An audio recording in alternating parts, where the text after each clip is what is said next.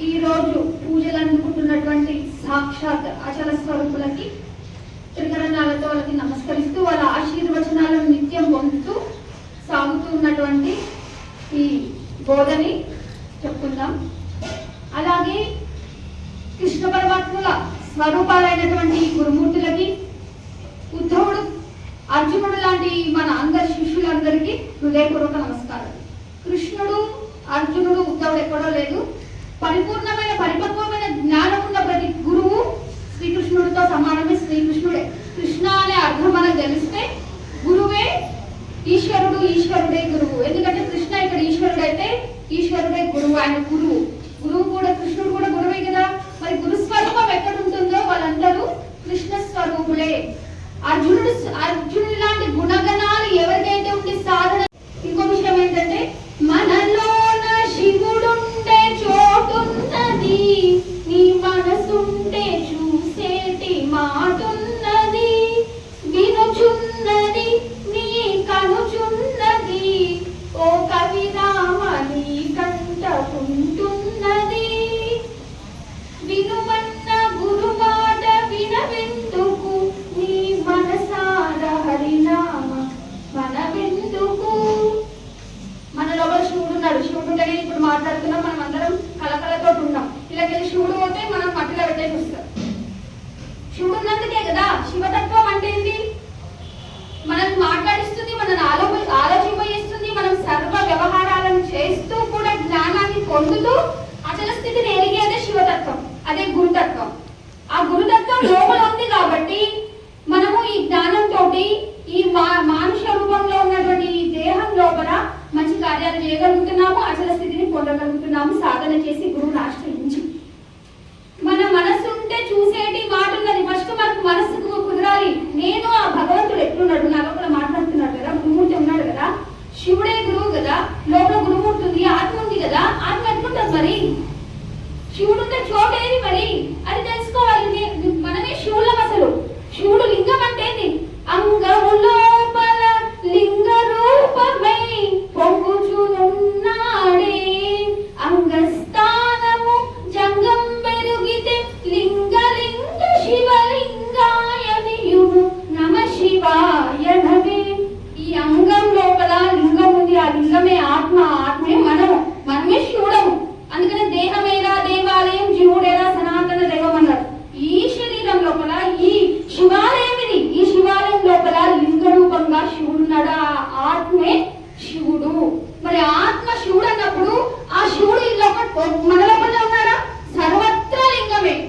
యస్వరే పుండరీకాక్షం. ఈ పుండరీకం మొత్తం శివతత్వమే. ఈ పుండరీకం శివతత్వమైనప్పుడు బయట లోపల అందరు బహిచ్చ సర్వత్రా శ్లోయం సనాతనం అన్నప్పుడు ఈ దేహం లోపల ఉన్న ఆత్మ, బయట ఉన్న ఆత్మ, అంతర్ బహిచ్చ సర్వత్రా సర్వత్రా ఉన్నది ఒకటే, అదే అచలము. ఆ స్థితిని పొందాలి. మన లోపల మనం తెలుసుకున్నప్పుడు, మన ఇంట్లో మనం తెలిసినప్పుడు బయటకు వెళ్ళలేమా? ఇంట్లో తెలిసి బయటకు వెళ్ళమన్నారు. అందుకనే ఇంకో విషయం చెప్పాలనుకుంటున్నా. ఎవరైతే సమాజానికి భయపడుతూ గురువు ఉన్నారని చెప్పుకోవడానికి కూడా నేను గురువుని ఆశ్రయించలేదు, నాకు నేనే గురువుని, నా గురువు అవసరం లేదు అంటే వాళ్ళకు మానవ జన్మ వచ్చి వేస్ట్. ఎవరన్నా ఏమన్నా అనుకోండి, ఇది నిక్కచ్చైన మాట. గురువు లేని బ్రతుకులన్నీ గురుడి బ్రతుకులే. గురువు ఎందుకు కావాలి? మనలోన శివుడు ఉంటే చోటు ఉన్నది కదా. శివుడు అంటే ఆత్మ కదా. మనసు ఉంటే చూసేటి మాట ఉన్నది. ఆ మాట ఏంటి? ఆ మాట ఎవరి దగ్గర తెచ్చుకోవాలి? గురువే ఆ మాటనిస్తాడు. మాటయే మంత్రం వాయగా, మాటైన మంత్రమే మాట లేదని తెలిపేగా, మాట మంత్రములొకటి అని ఏడు మాటలేని పరమునందున, మాటలేని మర్మమే మాట మంత్రములొకటి అని ఏడు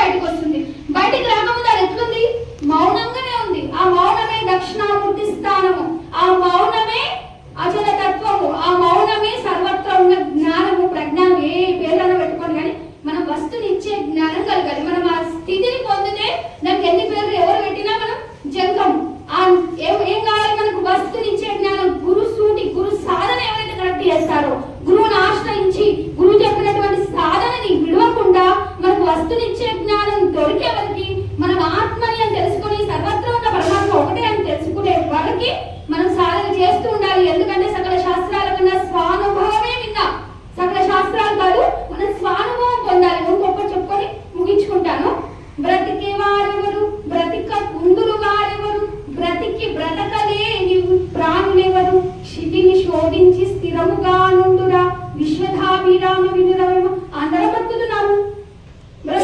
బ్రతుకు వారెవరు? బ్రతుకు ముందు వారెవరు? బ్రతుకుతున్నాము. చచ్చిపోయిన వారెవరు? బ్రతికే వారెవరు? బ్రతికి కూడా అయ్యో రామ నేను బ్రతకలేకపోతున్నా, ఇన్ని కష్టాలు ఇస్తున్నావేమి స్వామి, నేను బ్రతకలేకపోతున్నా అనేవాళ్ళు కొందరు. నాకు మస్తు ధనం ఇచ్చినావు, నాకు ఆస్తులు ఇచ్చినావు, 6-7 తరాలు తిన్నా నశించని ఆస్తి ఇచ్చినావు, వీళ్ళందరూ ఉన్నారా? ఉండరు.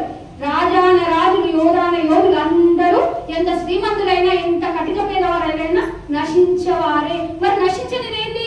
తనలో ఉన్న నిజ స్థితిని స్థిరముగా క్షితిని శోధించి, క్షితి నీ లోపల ఉన్న ఆత్మను నువ్వు ఎప్పుడైతే శోధించి అనుభవించి రమించి దాన్నే పట్టుకొని ఉంటావో అప్పుడు మనం స్థిర చిత్తులం.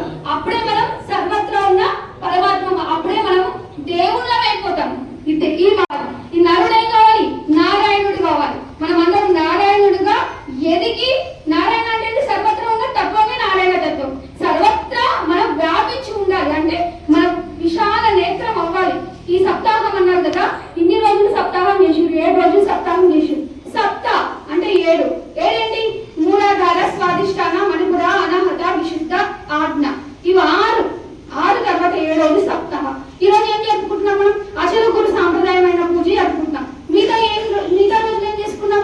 సప్తాహం లోపల గురు చరిత్ర, రోజుకొక భగవద్గీత పారాయణము, విష్ణు సహస్రనామాలు ఇవన్నీ చేసుకున్నాం.